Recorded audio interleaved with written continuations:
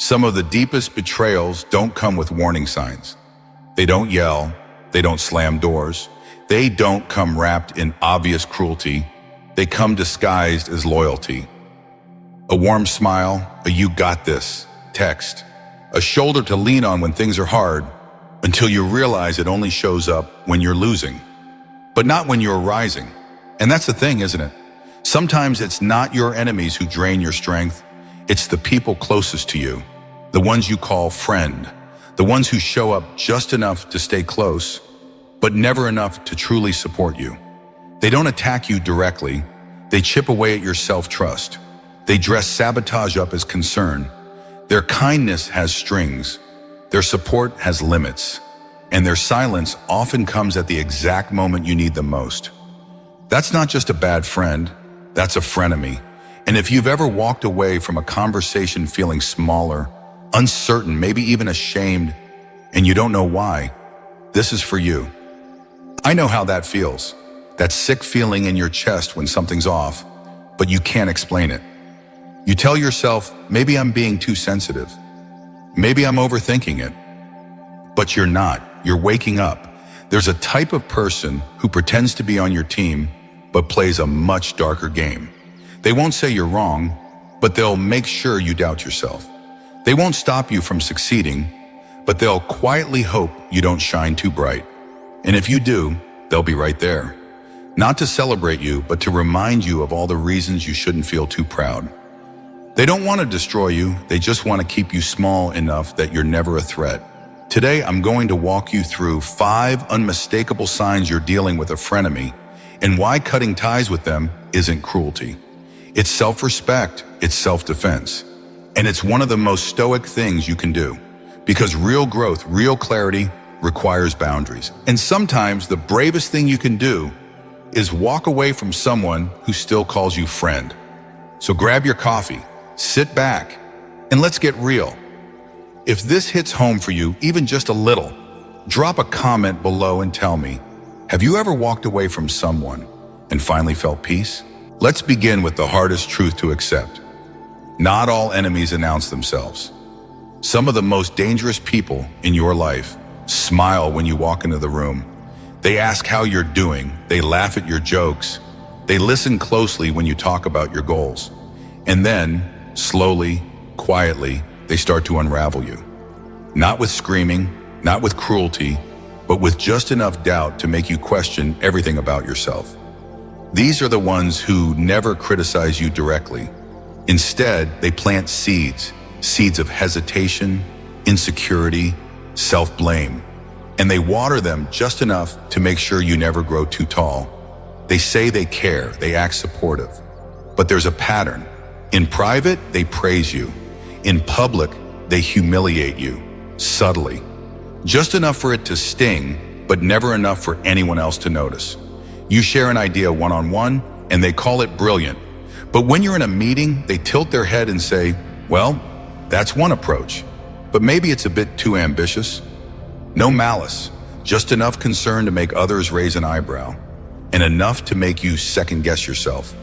This isn't an accident, it's calculated. They need you to doubt yourself because as long as you're unsure, you are not a threat. As long as you're confused, you won't trust your instincts. And if you don't trust yourself, you'll turn to them for clarity, which is exactly where they want you. That's the game. It's not loud, it's not dramatic, it's ambient abuse, a term psychologists use for the low-grade, persistent emotional manipulation that clouds your reality without leaving a mark. One day you look up and realize you're exhausted after every conversation with them, not because of what they said, but because of how you felt afterwards. Small, uncertain, like you're shrinking to fit into their version of who you're allowed to be. You might even start apologizing for your success, downplaying your ideas before they do, saying things like, I mean, it's just an idea, I could be wrong. I know I probably sound crazy, and that's exactly how they win. Because now they don't even need to plant the doubt anymore. You're doing it for them. And here's the worst part. When you finally confront them, when you say, hey, that felt off, they'll tilt their head again and say, you're being sensitive. You're imagining things. Or the classic, "I didn't mean it like that." That's not clarification. That's deflection. It's designed to make you feel like the problem, to make you question your perception of reality. And the moment you start asking, "Maybe I am taking things too personally," they've already won. The Stoics knew this trap well. Epictetus warned us, if someone succeeds in provoking you, realize that your mind is complicit in the provocation. That doesn't mean you caused their behavior, but it means you can reclaim your power by choosing how you respond. And that starts by seeing the pattern.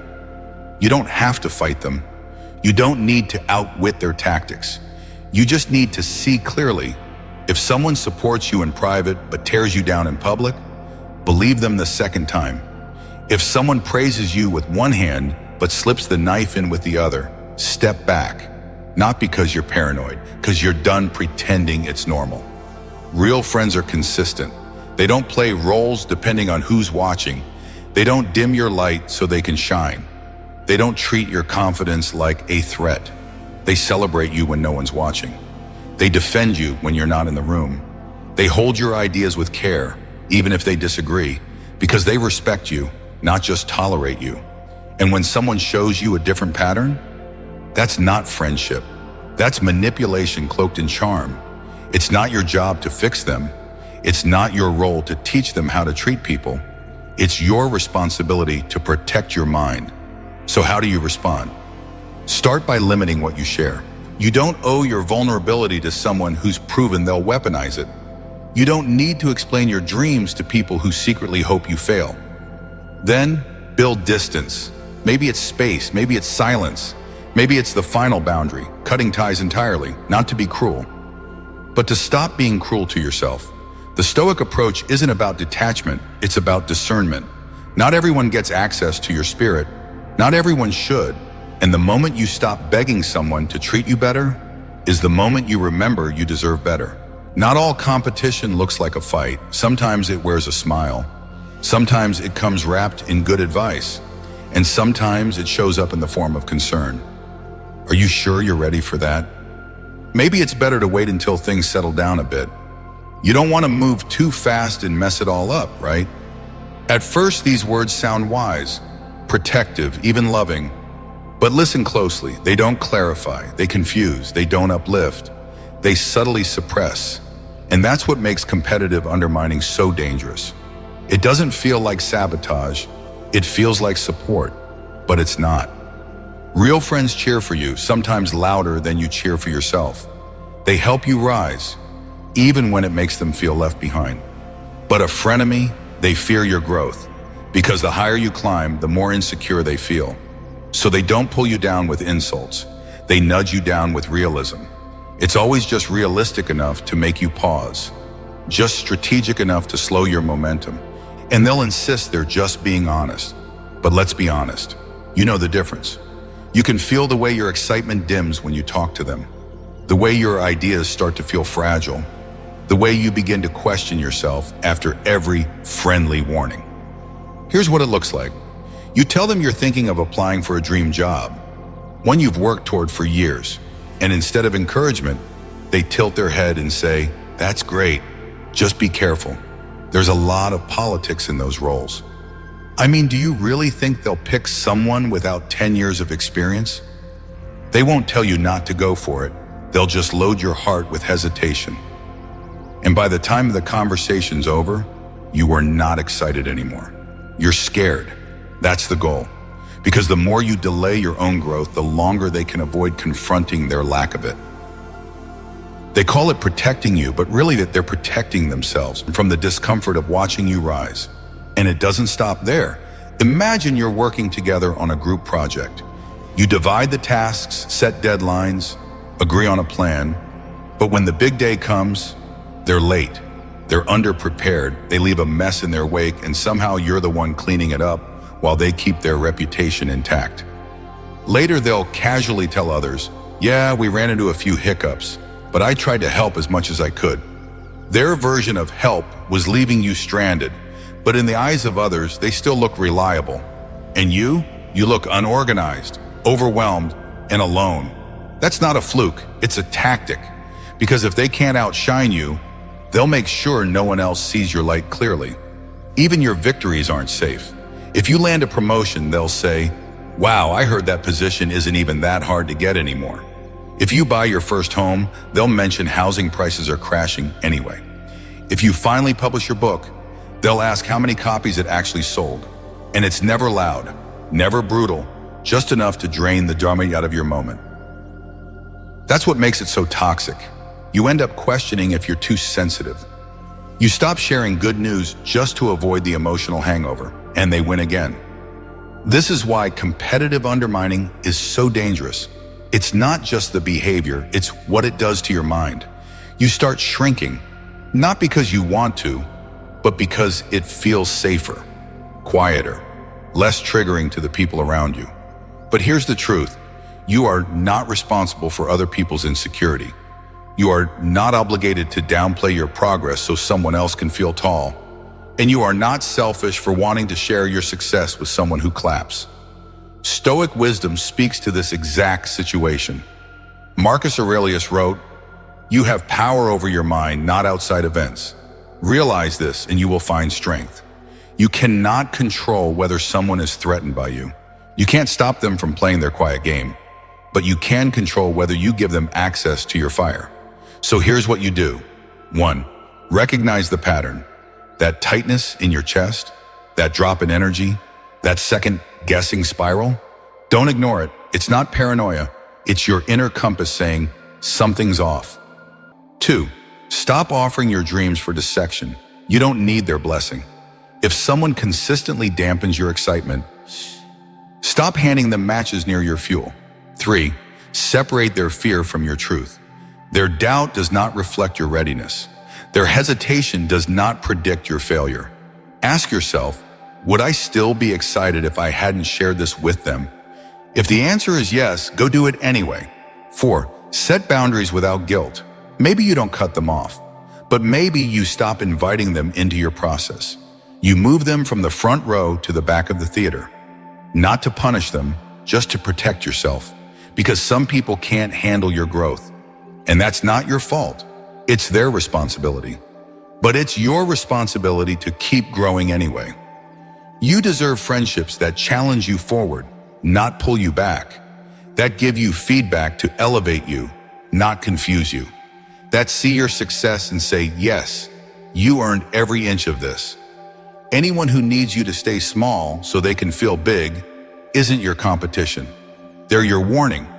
And the moment you stop explaining your ambition to those who fear it, you reclaim it for yourself. But not all frenemies try to stop you by holding you back. Some use a different strategy. They push you forward, but only when it serves them. They praise you when the spotlight reflects on them. They show up when success makes them look good by association. They support you, but the support comes with a receipt. This is the next pattern. Conditional support. The kind of help that isn't really help, it's leverage. These people only clap when they're on stage with you. Only check in when things are going well.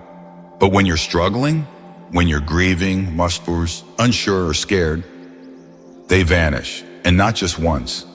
It's a pattern. You might tell yourself they're busy, that they didn't know, that it's not fair to expect too much. But over time, the truth gets louder. They're not unavailable, they're selective. Their presence depends on what they get out of it. Their loyalty is a transaction. Their kindness is a tool, and the cost is you. Let me tell you about Lisa. She had a friend, Jenna. They were inseparable. College roommates turned adult besties, vacations together, birthdays, holidays, girls' nights. The kind of friendship that looks solid from the outside. But then Lisa lost her job. And then, 3 months later, her father. And Jenna, radio silence, no calls, no texts, no, how are you holding up? But fast forward 6 months, Lisa gets hired by a Fortune 500 company. She posts a celebratory update online soon. Suddenly, Jenna reappears, smiling, supportive, asking if she can be her +1 to the company party. And at first, Lisa was just grateful. She thought, maybe she was going through something too. Until it happened again. Every time Lisa was down, Jenna disappeared. But when things were up, she was first in line to show support, to be photographed next to her, to tell others how proud she was. I've known her since forever. It wasn't love, it was branding. And when Lisa finally brought it up, carefully, gently, Jenna didn't apologize. She got defensive. She pulled out a mental scorecard. I planned your bridal shower, didn't I? I paid for that spa weekend when you were broke, remember? And that's the hallmark of conditional support. It always comes back to what they have done for you. Even the moments you thought were selfless now feel like debts. You stop feeling like a friend. You start feeling like a client. And the worst part? You start changing your behavior to avoid conflict. You don't ask for help anymore because you know it'll come with strings. You don't set boundaries because you owe them. You don't say no because they did so much for you. You're not in a friendship anymore. You're in emotional servitude. And you tell yourself, I'm just being loyal. I'm just repaying what I owe. But that's not loyalty, that's fear. Because real friends don't keep receipts. They don't weaponize favors. They don't dangle your past like a leash around your peace. They give freely and they don't bring it up when you disappoint them. They don't withdraw affection to punish you. They don't remind you of their sacrifices every time you assert your own needs. And you deserve that, because your worth is not a bargaining chip. Your value is not something you trade to keep people around. The Stoics knew how dangerous this kind of dynamic could be. Marcus Aurelius reminded us, you must not let your peace be held hostage to others' whims. But that's what conditional support does. It holds your peace at ransom. It makes you afraid to speak, afraid to falter, afraid to grow without permission. And here's what makes it so tricky. At first, it looks like generosity, because they did help you. They were there once, they did show up when it counted, maybe. And that makes it harder to walk away. But a single act of kindness does not earn someone permanent access to your energy, especially when they use it to control you. So what do? You stop keeping score. You stop explaining. You stop bargaining for basic kindness. If someone disappears when you're in the dark, they don't get to shine in your light. And if they only celebrate you when there's an audience, they're not celebrating you, they're celebrating themselves. Here's how you protect yourself. 1, call the pattern, not the person. You don't need to villainize them, just acknowledge the behavior. Notice when support feels selective, when kindness feels calculated, when generosity turns to guilt. 2, reclaim your right to say no. You are allowed to turn down a favor, to cancel a plan, to not repay an unspoken debt that's been festering for years. Your freedom starts the moment you stop fearing their disappointment. 3, redefine what access means. You can still be kind, still be respectful, still be cordial at events or around mutual friends, but you do not owe them your secrets, your hopes, your wins, your emotional bandwidth. If they haven't earned that place, don't give it, because what you give should be a gift, not a payment. Real support doesn't keep score. It doesn't vanish when you're messy. It doesn't ask for applause. And it never, ever demands repayment. If someone offers help only to hang it over your head, that's not love. That's leverage. And you are under no obligation to carry it anymore. Before we dive into this next sign, take a moment to support the journey. If this video is helping you see more clearly, if you've ever had your joy dismissed, your light dimmed, your wins stolen by silence or subtle sabotage, then this message is for you. Subscribe to True Stoic Way, where we're building not just clarity, but calm, not just philosophy, but real strength. Let's reclaim our peace together. There's a moment in life that should feel sacred. You've worked hard. You've endured the quiet hours. You've sacrificed, stumbled, learned, rebuilt. And finally, something good happens. You get the call, you get the news, the house, the award, the clean bill of health. A long-awaited victory finally lands in your hands. And your first instinct? You want to share it with the people who matter, the ones you trust, the ones you call friend. But instead of joy, you get resistance. Instead of celebration, you get critique. Instead of a "that's amazing," you get a shrug, a warning, a comparison. And it stings. You tell them you bought your dream apartment. They mention the crime rates. You finally close that huge deal at work. They bring up someone who did it faster. You share a photo of your award. They smirk and say, "It's mostly politics anyway. You know how those things go." That's not awkwardness, that's intentional minimization. It's called celebration sabotage, and it's one of the most subtle, corrosive tactics a frenemy can use, because they don't stop your success. They just make you feel ashamed of it. They twist your joy into arrogance. They paint your pride as vanity. And worst of all, they make you doubt whether you should have shared it in the first place. You end the conversation feeling smaller than when it began. Not because you failed, but because your success made them uncomfortable. I once worked with a client named Rachel. After 5 years of grinding at a thankless job, she was nominated for a National Leadership Award. The kind of recognition that says, "We see you, we value your work." She was over the moon. She called the one person she thought would be proudest, her oldest friend. She told her the news, expecting excitement. Instead, she got a sigh, then, "That's cool, but honestly, I know someone who should have gotten that instead. She's been working twice as hard for years." Rachel said she felt the joy collapse inside her like a deflated balloon. Not because she didn't believe she deserved it, but because suddenly she wasn't sure she was allowed to be proud. And that's the real cost of celebration sabotage. You stop sharing. You start hiding your victories. You downplay your milestones before someone else has the chance to. You become fluent in disclaimers. "It's not a big deal, but it's just a little thing. I got lucky, honestly." Eventually, you stop telling anyone at all, not because you're modest, but because you're tired of having your joy turned into a weapon. The Stoics warned us about this kind of suffering, not because of reality, but because of how we internalize others' reactions. Seneca wrote, "We suffer more in imagination than in reality." So often, the real injury isn't the comment itself, it's the doubt that grows from it, the way it infects your memory of the moment, the way it makes you ashamed of what you should have been proud of. And the damage doesn't just stop at silence. You begin to fear visibility, to fear shining, to fear taking up space. Because deep down, you expect someone to take it from you. But here's the truth. Your joy is not a burden. Your pride is not a threat. Your moment is not selfish. You do not have to apologize for being happy. You don't need permission to be proud. You don't need to hide your light to make others feel better in their darkness. And if someone consistently makes you feel like your wins are too much, that says more about their wounds than your worth. So what do? You stop offering your happiness to people who don't know how to hold it. You stop inviting cynics to your celebration.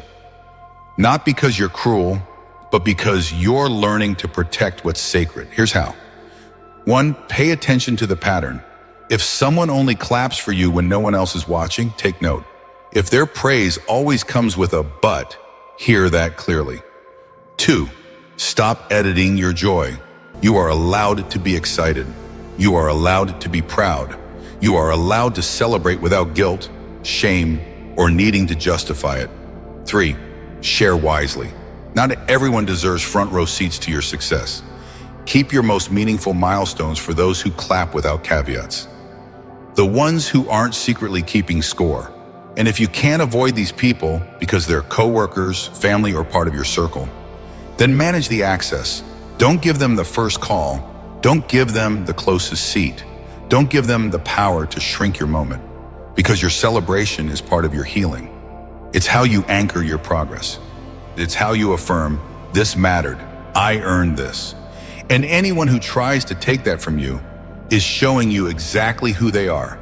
You deserve to be proud without shrinking, to share without apologizing, to shine without explaining. And the moment you reclaim that joy, you stop asking, "Will they be happy for me?" and start asking, "Who's already clapping?" Sometimes the most dangerous person in the room is the one who remembers everything you've ever said. Not because they care, but because they're keeping score. They sit close when you're vulnerable. They ask the right questions. They lean in during your weakest moments, not to comfort you, but to collect. Every story, every fear, every wound you expose, they store it. not in their heart, in their arsenal. And one day, when they're angry, threatened, jealous, or just bored, they'll reach for that archive. And fire. They won't yell. They won't lash out in obvious ways. They'll say something just cutting enough, just familiar enough, to make you freeze. You'll feel it in your gut before your brain catches up. Wait, I told them that in confidence, and by the time you realize what just happened, it's too late. That moment you opened up, that story you thought was safe, that part of yourself you rarely show, it's now a weapon in someone else's hand. This is information weaponization. And it's one of the most intimate betrayals a frenemy can commit, because to get this close, you had to trust them. This isn't some internet troll or random critic. This is someone you let into your world, someone you thought had earned that access, and they used it not to protect you, but to control you. Let me be clear, this isn't just gossip. It's not idle chit-chat. It's surgical manipulation. They don't just repeat your secrets. They release them strategically to the right people at the wrong time, with just enough spin to keep their hands clean. Maybe they share your past mistakes in a concerned tone. I just hope she's okay. I mean, with everything she's been through. Maybe they mock a fear you once whispered in the dark. Maybe they bring up your past at the exact moment you're trying to step into your future, and they'll act like it's innocent. You said it yourself. I'm just being honest. But you know better, because you remember how carefully you trusted them, how hard it was to say those words, how much it cost you to be real. And now it's being used to make you doubt, shrink, retreat. Here's the thing, most people don't see this betrayal coming, because it happens long after the trust is built. The groundwork is laid quietly with every coffee date, every late night conversation, every moment of, I'm here for you.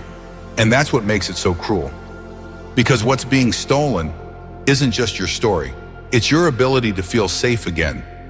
After someone turns your vulnerability into ammunition, you start to second guess everyone. You flinch before you share. You hesitate to open up. You build walls you never wanted, and the damage lingers. Even when they're gone, their voice lives in your head. Careful what you say. Remember what happened last time. The Stoics taught us to be mindful of what we share, not out of fear, but out of discernment, because not everyone who listens is listening with love. There's a line from Marcus Aurelius that speaks directly to this. You should be more skeptical of the person who flatters you than the one who criticizes you. Why? Because flattery is often bait, charm is often a mask, and if someone rushes too quickly into your personal space, you have to ask what they're doing with the access they're earning. Here's what to watch for. Do they only ask questions but never share anything themselves? Do they repeat others' secrets back to you proudly? Do they bring up things you said in private, subtly in front of others? Do you feel uneasy after opening up to them? These aren't harmless quirks. They're warning signs. And if someone shows you they can't be trusted with your private thoughts, stop giving them more to store. So what do? You set inner boundaries, not just outer ones. You don't need to explain.